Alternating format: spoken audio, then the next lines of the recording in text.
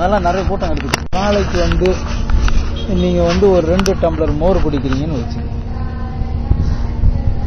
அதுவும் 105 டிகிரி வெயில் இருக்கிற காலத்துல உங்களுக்கு வந்து வயிறு சூடு ஆகாது, சூட்டு வயிற்று வலி வராது, அப்புறம் சூட்டு பேதி வராது, சில நேரத்தில் நொறையா போற மலம் உண்டு, அந்த மாதிரி பிரச்சனைலாம் வராது. ஒரு நாளைக்கு 2 டம்ளர் மோர். ஆனா அந்த 2 டம்ளர் மோரை வந்து வெறும் வயிற்றுல குடிக்கும். நீங்க ஏதாவது ஒரு இட்லியோ ஒரு தோசையோ ஏதோ ஒரு டிஃபன் ஒரு சாப்பிட்டுட்டு காலையில மோர். ஆனா வெறும் வயிற்றுல மோரை குடிச்சுன்னு வச்சுங்க, டக்குன்னு என்ன பண்ணுது, அந்த கூல்னஸ் உடம்புல உள்ளுக்குள்ள இருக்கிற ஒரு சூட்டோட சேர்ந்தவண்ண அது என்னது, அதுல இருந்து ஒரு வைரஸ் ஃபார்ம் பண்ணி சளி கட்டும். அது அப்படி இல்லை, உங்களுக்கு பழையது சாப்பிட்டு பழக்கம் இருக்குன்னு வச்சுங்க, நீங்க காலையில நீராகாரம் மாதிரி பண்ணி சாப்பிட்டீங்க, அதை வந்து ஒரு வெயில் காலத்துல வெறும் வயிற்றுல குடிக்கலாம். சில பேர் என்ன பண்ணுவாங்க, அந்த சாத்தை எடுத்து வச்சு அதுல மோர் போட்டு செஞ்சு வெங்காயம் தொட்டுக்கிட்டு சாப்பிடுவாங்க. அப்ப என்னன்னு கேட்டீங்கன்னா உள்ள ரொம்ப கொஞ்சம் ஏசி அதிகமாயிடும், உள்ளுக்கு உடம்புக்குள்ளேயே ஏசி வச்சுக்கணும் மாதிரி. அந்த அளவுக்கு உங்க பாடி சூடு ப்ரொடியூஸ் பண்ணுதான்னு இருக்கும். அதனாலதான் சில பேருக்கு சூட்டு உடம்புன்னு சொல்றது, சில பேருக்கு கோல்டு உடம்புன்னு சொல்றது. அந்த மாதிரி சூட்டு உடம்பா இருந்தால் இந்த பழைய இதில் நீங்க மோர் போட்டு சாப்பிட்டு வெங்காயம் தொட்டு சாப்பிட்டீங்கன்னா உங்களுக்கு வந்து சளி பிடிக்கூடாது. சளி பிடிக்காம இருந்துன்னு வச்சீங்கன்னா உங்களுக்கு இந்த டயட்டு ரொம்ப கரெக்டா இருக்கு. அப்ப அதனால என்ன எடுத்து வச்சிருக்காரு அப்படியா சார்? அதனால அப்படி உங்களுக்கு சளி பிடிக்காம இருக்குதுன்னு வச்சுங்க, அப்போ உங்க உடலுடைய சூட்டு தன்மையினுடைய இது கோல்டு ஆக்கல. எவ்வளவு கோல்ட மோரை குடிச்சாலும் சரி, பழைய சாப்பிட்டாலும் சரி, அது வந்து என்ன பண்ணுது, உள்ள போய் அந்த உடம்புடைய ஹீட்டை மெயின்டைன் பண்ணி கோல்டு ஆக்குறது இல்லை. அது ஒன்று. அதுக்கு அடுத்து தண்ணி. ஏன்னா தண்ணி வந்து ஒவ்வொரு நிலத்துக்கும் ஒவ்வொரு விதமான நீர் ஊற்றுகள், நீர் ஓட்டங்களும் கூட. அதுல வந்து கந்தக பூமி உங்க ஏரியா, அந்த கந்தக பூமி அதிகமா இருக்கிறதுனால அந்த தண்ணிக்கு ஒரு தனி இது உண்டு, ஒரு சால்டிஷ் எஃபெக்ட் உண்டு. அந்த சால்டிஷ் எஃபெக்ட வந்து இதே மெட்ராஸ்ல இருக்கிறவன் குளோரினேட்டட் வாட்டரை குடிக்கும் போது அவன் குடிச்சவன் இங்க குடிச்சான்னு வச்சுங்க, டக்குன்னு தொண்டை பிடிச்சு. ஏன்னா குளோரினேட்டட் வாட்டர்ல யூஸ் ஆனவங்களை வந்து நீங்க சவரா இருக்கிற தண்ணியை குடிக்க வச்சீங்கன்னா, கந்தக பூமி தண்ணி குடிச்சா உடனே தொண்டை பிடிச்சு. அப்ப என்ன பண்ணு கேட்டீங்கன்னா, நீங்க கந்தக பூமி தண்ணியை கொதிக்க வச்சு குடிக்கணும். வேற ஒண்ணும் பண்ண வேண்டிய அவசியம். கொதிக்க வச்சு குடிச்சீங்கன்னா நிச்சயமா உங்க தொண்டை வந்து அக்செப்ட் பண்ணிக்கும். இந்த மாதிரி ஒரு தண்ணி ரொம்ப முக்கியமா வேலைங்க செய்யும். அதனால்தான் எங்க போனாலும் முடிஞ்ச வரைக்கும் தண்ணியை எடுத்துக்கிட்டு போங்கன்னு சொல்றது. அப்படி இல்ல போனா அங்க தண்ணி கிடைச்சுன்னா அந்த தண்ணியை நல்லா கொதிக்க வச்சு பாயில் பண்ணி, கொதிக்க வச்ச தண்ணியில வைரஸுங்க ரொம்ப அதிகமா இருக்கிறதுல செத்து போகுது. அந்த மாதிரி செத்து போனாக்கா மற்ற இருக்கிற வைரஸ் கொஞ்சம் இருக்கும். ஏன்னா சிலது வந்து கொதிச்சா கூட இருக்கக்கூடிய அந்த வைரஸை வந்து கொல்லணும் அப்படின்னு கேட்டீங்கன்னா, தேனில் போட்ட இஞ்சி துண்டை எடுத்து சாப்பிட்டு அந்த தண்ணியை குடிச்சீங்கன்னா உடம்பு அஃபெக்ட் ஆகும். அப்ப அந்த தேனும் அந்த இஞ்சியும் சேர்ந்து, தேனும் சூடு இஞ்சியும் சூடு, ஆனா தேன் சூடு வேற ஒரு பலனை கொடுக்கும், இஞ்சி சூடு வேற ஒரு பலனை கொடுக்கும். இஞ்சி சூடு பசியை தூண்டும், தேன் சூடு வந்து என்னன்னாக்கா கெட்டிப்படாம சளியை, தண்ணியில ஏற்படக்கூடிய சளியை கெட்டிப்படாம அதை கரைச்சிடும். அதனால தேன்ல போட்ட இஞ்சி எடுத்து சாப்பிட்டு நீங்க சுட வச்ச தண்ணியை குடிச்சீங்கன்னா ஒரு பிரச்சனை வராது. அப்ப இந்த தண்ணியும் தேனும் இஞ்சும் ஃபுட்டோட சேரும். அதனால வெளியே போனீங்கன்னா ஒரு புட்டியில ஒரு இஞ்சியும் தேன்ல ஊற வச்சு எடுத்துட்டு போயிடும். அது ஒன்றும் பெருசு கஷ்டம் கிடையாது. ஒரு 4-5 துண்டு போட்டு எடுத்து போகலாம். ஒரு 2-3 நாள் இருக்க போற இடத்துக்கு ஏற்ற மாதிரி எடுத்துன்னு போகலாம். எடுத்து போயிட்டு நீங்க சுட வச்ச தண்ணி இதை சாப்பிட்டீங்கன்னா உங்களுக்கு த்ரோட் இன்ஃபெக்ஷன் வரவே வராது. ஏன்னா மெஜாரிட்டி மனுஷனுக்கு உடல்ல டிசீஸ் வரதுக்கு காரணமே வாட்டர் போகும். இதுக்கு மேல ஏர்போன் டிசீஸ் காற்றுனால வருது. ஏன்னா காற்றில் இருக்கிற தூசி படலங்கள் ஒவ்வொரு இடத்துல ஒவ்வொரு மாதிரி இருக்கு. அந்த மாதிரி தூசி படலங்கள் அதிகமாக தண்ணீர் கலந்து அது கொதிக்க வைக்காம சாப்பிட்டாலும் அஃபெக்ட் பண்ணும். அப்படி இல்லைன்னு கேட்டீங்கன்னாக்கா நீங்க தினம் பிராணாயாமம் செய்யறவரா இருக்கு. பிராணாயாமம் செய்யாதவரா இருந்தீங்கன்னா காற்றுல வர வைரஸ் உங்களை அஃபெக்ட். அந்த தூசி காற்றில் வருகின்ற கிருமிகள் நம்ம உடம்புக்குள்ள போனோன்னு அதுக்கேற்ற மாதிரி அந்த வைரஸை கிரியேட் பண்ணி. ஆனா இதே பிராணாயாமம் பிராக்டிஸ் பண்ணவங்களா இருந்தாக்கா அது எவ்வளவு போச்சோ அவ்வளவு வெளியே கொண்டாந்துடலாம். அதனால காற்றில் வருகின்ற நோயையும் தடுக்கலாம். அதுக்கு அடுத்து இப்ப இந்த மாதிரி ஒரு வெயில் அடிச்சிருக்க நேரத்துல சட்டைய போட்டு வேர்த்து வேர்த்து வேர்த்து வேர்த்து ஒரு திக்காகி போச்சுன்னு வச்சு அதனால ஒரு துர்க்கு நாற்றத்தினால ஏற்படுகின்ற கிருமிகள் அது உடம்புலயே இருக்கிற துர்நாற்றம். ஒவ்வொருத்தருடைய உடம்பு ஒவ்வொரு வித நாற்றங்களை ப்ரொடியூஸ் பண்ணும். ஒவ்வொரு விதமான மனங்களை ப்ரொடியூஸ் பண்ணணும்னு வச்சுங்களேன். அதுல சில பேருக்கு சோத்து கட்டாத மாதிரி வாசனை அடிக்கும். சில பேருக்கு குளிச்ச நாத்தம் அடிக்கும். இந்த மாதிரி உடம்புல வைரஸ் கிரியேட் ஆகுறதோடு அது நம்முடைய வேர்வையில உருவாகுது. அந்த வேர்வையில உருவாகிறதுக்கு காரணம் என்னன்னு கேட்டீங்கன்னாக்கா ஆரோக்கியமான குளியல் இல்லாது. எப்பவுமே குளிக்கிறதுக்கு முன்னால ஒரு 5 வேப்பலையோ ஒரு 2 சிட்டிக்கை மஞ்சள் தூள் போட்டு கொதிக்க வச்சுட்டு எடுத்து குடிச்சிங்கன்னு வச்சுங்க. இந்த துர்நாற்றங்கள் இந்த உடல்ல புழுக்கத்தில் ஏற்படுகின்ற துர்நாற்றத்தினால் வருகின்ற உடல் பாதிப்பு இவ்வளவு ஒண்ணுமே தோற்று. ஆனா எல்லாருமே சேர்த்துக்கிட்டு தான் பாருங்க. ஆனா அந்த காலத்துல எல்லாருமே சுத்தம் செஞ்சாங்கன்னா ஒரு வேப்பரை கொடுத்தோம். ஒரு வேப்பரை ஒரு 5 வேப்பரை 2-3 மஞ்சள் செடிகள் போட்டு கொதிக்க விட்டு அதான் வச்சு குளிப்பாங்க. ஆனா இப்போ அந்த மாதிரி செய்யனாக்கா பத்திய குளியல் மாதிரி ஆகி போகுது. அது புரோட்டீன் குளியல். அப்படி இல்லைன்னா ஓடுற தண்ணியில குளிக்கும். ரன்னிங் வாட்டர் ஒண்ணும் பண்ண அல்லது அருவியில குளிக்கும். ஆனா ரன்னிங் வாட்டர் கொடுக்கறத விட ஒரு 10 மடங்கு அதிகமா கிருமி நாசினியை கொள்ளுது அருவி. அந்த மாதிரி ஒரு காரணங்கள். அதனால எந்தெந்த ஒரு இதுக்கு ஏற்ற மாதிரி நம்ம உடலை நம்ம தயார் பண்ணணும். அப்படி இல்லைன்னா டெய்லி நம்ம இருக்கிற இடத்துல எல்லா வித ரெசிஸ்டன்ஸும் கிரியேட் பண்ணக்கூடிய அளவுக்கு நம்ம குளியல் உணவு சாப்பிட்றதுல பொதுவாகவே ஒரு நல்ல ஞாபகம் வச்சுங்க. இப்போ வர ரைஸ் எல்லாமே யூரியா. நீங்க கொஞ்ச நேரம் தண்ணியில ஊற வச்சாலும் அரிசி ஒரு மாதிரி வாசனை வரும், மருந்து வாசனை வரும்.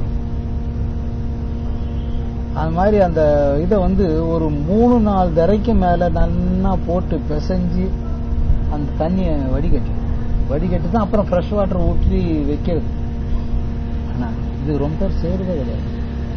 அரிசி எடுப்பாங்க, தண்ணியில போடுவாங்க, உடனே தூக்கி உள்ள போட்டுருவாங்க. அந்த மாதிரி அந்த கஞ்சி அப்படி இல்லா போனா அந்த கழனி தண்ணின்னு சொல்றது, அந்த கழனி தண்ணியை எடுக்காமல் சமையல் செய்தாலும் ஒரு அந்த யூரியாவில் ப்ரொடக்ஷன் ஆன மருந்தினுடைய எஃபெக்ட் நம்ம உடலை பார்த்து அது எல்லா வித நோய்களையும் கொடுக்குது. வயிற்று வலி, தலைவலி, நீர் சுருக்கு. இந்த மாதிரி டைம்ல நீர் சுருக்கு வரும். ஒண்ணுக்கு போனா மூத்திரத்தாரை எரியும். அந்த மாதிரி மூத்திரத்தாரை எரிகின்ற அளவுக்கு நம்ம வச்சுக்கூடாது. அப்போ you have to consume more water. இப்போ இந்த வெயில் காலத்துல சார் ஒரு நாளைக்கு 3 லிட்டர் தண்ணியாவது குடிக்கணும் சார், நல்லா கொதிக்க வச்சா. ஆனா ஒரு டம்ளர் தண்ணி குடிச்சிட்டு வாழறவங்களாம் இருக்கிறாங்க. அவனுக்கு இந்த நீர் சுருக்கு, நீர் தாரை இதுல எல்லாம் வருகின்ற ஒரு துன்பங்களை அவன் அனுபவிச்சான். இந்த மாதிரி வெயில் காலம் வந்தாலும் தண்ணியை நிறைய குடிக்கும். நிறைய குடிச்சிட்டு ஒண்ணுக்கு போகும்போது ஒண்ணுக்கு மஞ்சள் கலரா இருக்கக்கூடாது, நல்ல வெள்ளை கலரா இருக்கும். இருந்தான்னா அவனுக்கு இந்த வாட்டர் போன் டிசீஸ் வரலன்னா இந்த மாதிரி அவன் இது பண்ணி அதுக்கடுத்து முடிஞ்ச வரைக்கும் உடம்ப எக்ஸ்போஸ் பண்ண. இப்ப ஃப்ரீயா இருக்குங்க, நல்லா சட்டை கட்டி டிராயரோ வேஸ்டோட உட்காந்து கிடக்கலாம், ஒன்றும் பெரிய தப்பு ஒன்றும் கிடையாது. ஆனா அந்த சட்டை போட்டுக்கிட்டே இருந்தோம்னா அது குறித்தான ஹீட்டை ப்ரொடியூஸ் பண்ணிட்டே இருக்குது உடம்பு, வேர்வைகளும் அதிகமாகுது. இதனால பல பிரச்சனை. அதனால மினிமம் பிராக்டிஸ் ஆயிருந்தா 5 லிட்டர் தண்ணி குடிக்க சொல்றாங்க. இல்ல போனா 3 லிட்டர் குடிக்கணுமா வெயில் காலத்துல. சாதாரண நாள்ல 1 லிட்டர் தண்ணி, ஒரு 15 டம்ளர் தண்ணி அந்த ஆரோக்கியமாக வாழுகின்ற வழி. அது ரொம்ப முக்கியமா கருதுறாங்க. That is more important. அதுக்கப்புறம் வாரம் 2 முறை எண்ணெய் தேய்த்து ஸ்நானம் செய்யறதுனால கண்ணுக்கு ஸ்ட்ரெயின் கிடையாது. அது இந்த மாதிரி வெயில்கள்லாம் கண்ணுக்கு ரொம்ப ஓவர் ஸ்ட்ரெயின். கண்ணு தான் ஃபர்ஸ்ட் சென்சிட்டிவ் பார்ட் ஆயிடுது. அதனால அது உடம்பு ரொம்ப கண்ணுக்கு வலியா கொடுக்குது, கண்ணுக்கு ஸ்ட்ரெயின் கொடுக்குது. சில நேரத்தில் மெட்ராஸ் ஆகி ஆட்டுக்குட்டி ஆகினா அதெல்லாம் ஏதோ ஒன்று வந்துடுது. ஆச்சா இந்த மாதிரி வெயில் டைம்ல டெய்லி நைட்டு படுக்கிறதுக்கு முன்னால ஒரு 2 டிராப்ஸ் இளநீர் குழம்புன்னு ஒன்று டெய்லி விட்டுலாம். ஏன்னா அந்த கண்ணு நரம்புகள் ரொம்ப பாதிக்கிறது வெயில். வெயில் ரொம்ப குயிக்கா நம்ம கண்ணை அஃபெக்ட் பண்ணி.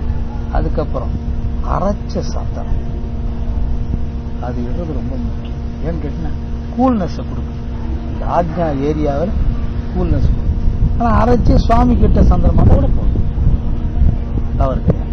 அந்த மாதிரி ஒரு இது வச்சுக்கணும். உடம்புல முடிஞ்ச வரைக்கும் இந்த மாவு குளியல் தான், இந்த சோப்பு குளியல் கிடையாது. ஏன்னா எல்லா சோப்பும் ஒரு நேரம் போல இருக்கிறது இல்லை. ஒவ்வொரு சோப்பும் ஒவ்வொரு மாதிரி அஃபெக்ட் பண்ணி. இந்த மாதிரிதான் ஒரு தம்பையான ஒரு வைத்தியர் இருந்தார், இருக்கிறார். அவரை போய் பார்க்க போனும் போது என்ன சோப் யூஸ் பண்றேன்னு கேட்டார். லைஃப் அஃபெக்ட் ஆகுது உடம்பு. அதனால என்ன சொல்றாருன்னா பேபி சோப் மாதிரி போடுங்கிறார். பாயுது உடம்புக்குள்ள, சூரிய கதிர்களும் பாயுது, மற்ற அந்த காற்றில் வருகின்ற ஒரு இதுவும் பாயுது. இதுதான் முக்கியம். அப்படின்னு இதுல கேள்வி அப்படின்னு. அதனால உணவுல கூட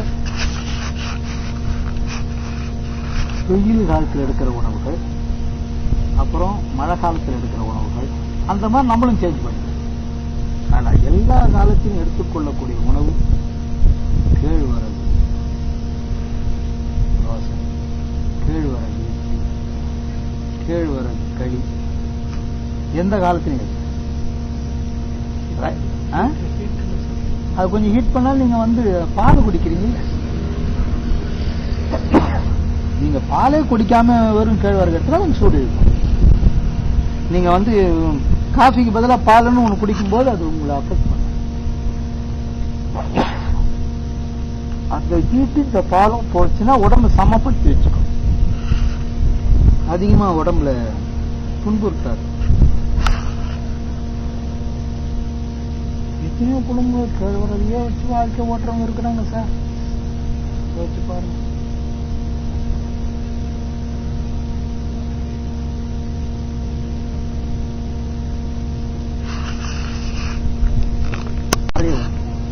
நிறைய ஒண்ணு உடம்புல உள்ள இருக்க பார்ட்ஸுங்க, கணைய நீர் சுரக்க வேண்டிய ஒரு பார்ட்ஸுங்க எல்லாம் தேவையான அளவு கரை நீர் சுரக்காம இருக்கிறதுக்கு காரணம் என்ன? உணவு, சரியான சம அளவு போஜனங்கள் கிடையாது. முதல்ல இருந்தே நீங்க பாவக்காய் சாப்பிட்டு வந்திருந்தீங்களா? குழந்தையில இருந்து எந்த குழந்தைய பாவக்காய்னா பாரு, பெரியவங்களே மூஞ்சி சுழிப்பாங்க. பாவக்காய் சின்ன போது சாப்பிட்டு வந்திருந்தா வந்து கிடையாது. முள்ளங்கி சின்ன போந்தே சாப்பிட்டு வந்தாக்கா சுகர் வராது. ஆனா அந்த மாதிரிலாம் சாப்பிடாம இருந்துட்டாக்கா நிச்சயமா ரொம்ப பேர் சார் முள்ளங்கி சாம்பார் சாப்பிடறதே கிடையாது. முள்ளங்கி எடுத்துக்கிறதே கிடையாது டயட்ல. நாட்டாண்டி. ஆனா முள்ளங்கி வந்து சுகருக்கு பெஸ்ட் தடுப்பு கடையா வேலை செய்யுது முள்ளங்கி. இதே வந்து கேரட் பாருங்க, சுகருக்கு சர்க்கரை அதிகம். அதே முள்ளங்கி தான், எல்லாம் பூமியில அடியில வளர்றது தான். முள்ளங்கி சாருக்கு அவ்வளவு சக்தி. அதே மாதிரி வாழைத்தண்டு, எத்தனை பேர் வாழைத்தண்டு சாப்பிடுறாங்க யோசிச்சு பாருங்க. அது ஒரு வாரத்துக்கு ஒரு நாளாவது வாழைத்தண்டு கறி சாப்பிட்டாகும். அது முக்கியம். வாழைப்பூ வடை அது வீட்டில் எல்லாருமே செய்வாங்க.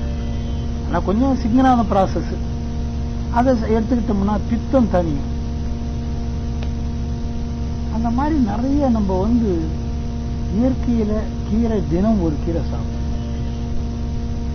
கீரையே கிடைக்க மாட்டேங்குது. கீரை எல்லாம் எங்க ஏரியால 10 ரூபாயா கட்டு. உங்க ஏரியால சீப்பா கிடைக்கலாம்.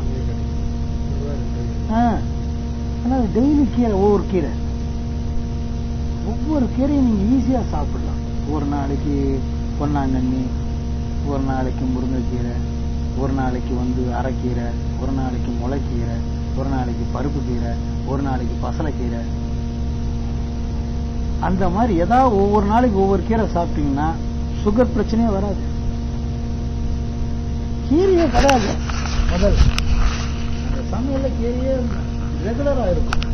ஆனா இப்போ எடுத்துக்கிற பசங்க கீரைனால ஒதுக்கிடுதுங்களா? கீரை சாதம் சாப்பிடுங்க, சாப்பிட மாட்டேங்குது. அதுக்கப்புறம் டீப் ஃப்ரைடு, எண்ணெயில ரொம்ப போட்டு வறுத்த பதார்த்தங்கள் எல்லாம் சுகருக்கு ஒரு பேஜாராக. வேக வச்ச காய்கறிகள் தான் நல்லது.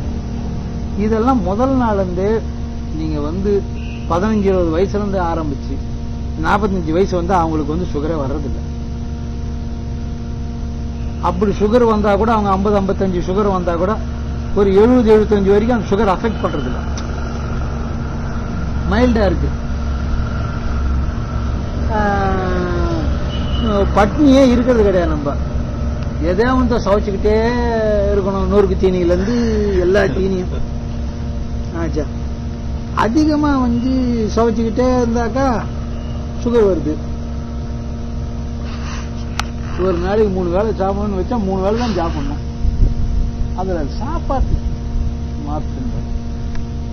பேல்பூரி, பானிபூரி, சென்னாபூரி, அந்த மாதிரி கோபி மஞ்சூரியன், அப்புறம் கோபால் மஞ்சூரியன், அப்புறம் தாத்தா மஞ்சூரியன், தயிர் மஞ்சூரியன், அது ஒன்று ஏதோ ஒரு வெரைட்டி. இந்த மாதிரி தின்னு ஆளு அது என்ன சென்னை ஆளு பூலு, அது என்னென்னமோ பூச்சி பூச்சா பேர் சொல்லி அதுக்கு அதை செய்து விட்டு போடுறாங்க. அது தின்னு போறோம். அதுக்கப்புறம் விற்காத பரோட்டாலாம் ஒன்னா சேர்த்து போட்டு கொத்து பரோட்டான்னு பாருங்க. அதன் தலை 2 ஓம்புடிய வேற போட்டு கைமா, அதுக்கு மேல ஒரு தக்காளி எல்லாம் தாளிச்சு போட்டு, அது எவ்வளவு எத்தனை நாள் பரோட்டான்னு கைமான்னு கேட்டேன். அதை வந்து அதை பொறுக்க தின்னோம்னா அது என்னன்னு கேட்டீங்கன்னா வயிற்றுல ஜீரணிக்கக்கூடிய லெவலுக்கு அது வேலை செய்ய மாட்டேங்குது. அது அந்த எண்ணெய் இருக்கும் போது என்ன பண்ணுது, பிளட்டினுடைய சுறுசுறுப்புல அது ஒன்றும் தெரியுது இல்லை. ஒரு 40-45 ஆன ஒன்று தான் இந்த ஆளு, இந்த சென்னா புன்னா எல்லாம் ஒரு வழி காட்டிக்கணும். பசங்க அதுதானே கேட்குது, இது விடுங்க ஓடுது, ஏதோ ஒன்று வாங்கி வந்துடுது. அது வேற அந்த வெள்ளி ரேக் மாதிரி ஒன்று வச்சுன்னுக்கிறான், ஒரு அட்ராக்டிவ் ரேக்கு. அதுல வாங்கி வந்து ஜாலியா சாப்பிட்டு, நீங்க சாப்பிடுறீங்களா சாப்பிடல, எனக்கு வேணாம், ரசம் சாதம் வேணாம், மோர் சாதம் வேணாம், எதுவும் இல்ல. அலுமினியம் ஃபைல்ல வந்துடுது எல்லாம் பேக்கிங்ல. அலுமினியம் ஃபைல் கண்ணுக்கு அட்ராக்டிவா இருக்கு. அலுமினியம் விற்க மாட்டேங்குது, பாத்திரம் வைக்க மாட்டேங்குது. பார்த்தா ஷீட் அடிச்சு விட்டான், இதுதான் வாங்கலான்னு. இந்த மாதிரி உடல் ஆரோக்கியத்துல வந்து நம்ம சாப்பாடு விஷயத்துல ஜாகிரதை. என்னென்ன சாப்பாடு இதை போட்டு சாம்பார் வச்சு, பூச்சிகள் இருக்கின்ற வெண்டைக்காய், கத்திரிக்காய் எல்லாம் ஒன்னா கட் பண்ணி போட்டு அதெல்லாம் ரிமூவ் பண்ணி எடுத்துட்டு செய்யறதே கிடையாது. அதெல்லாம் சாப்பிட்டா உடம்பு அஃபெக்ட் ஆகுமா இல்லையா? வாழைப்பழமே விட்டு வாங்கிடுறோம், கொஞ்சம் ஒரு 2 நாள் கழிச்சு சாப்பிடலாம்னு சொல்லி வைக்கிறதுக்குள்ள பழுத்து போகுது. ஒரு நாள் நான் ஓட்ட சமாளமா தின்ன முடியும். ஏதோ ஒண்ணு தின்னலாம், 2 தின்னலாம். சரி, ஒரு 2 நாள் பொறுத்தோம் திறந்து வச்சா வரும் வாழைக்காவா அது. எவ்வளவு நேரம் வாழைக்காய் மென்னு கிடந்து அந்த மாதிரி ஒரு வழி ஆகி போயிடுறோம்.